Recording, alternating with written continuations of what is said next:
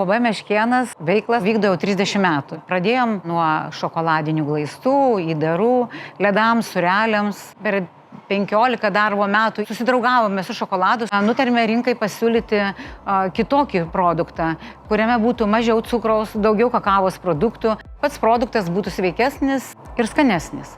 Šokolado gamybai naudojame tik rūšinės kakavos mases, vežamės jas iš Afrikos, kitas iš Centrinės Amerikos, jas maišome viena su kita ir taip gauname išskirtinio skonio ir kokybės produktą.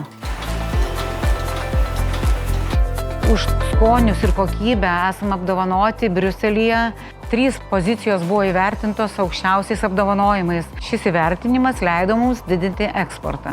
Savo šokoladus išvežame į Ameriką, Kiniją, Japoniją, Pietų Korėją, artimą užsienį Latviją, Estiją, Lenkiją ir dar daugelį kitų šalių, kurių nepaminėjau.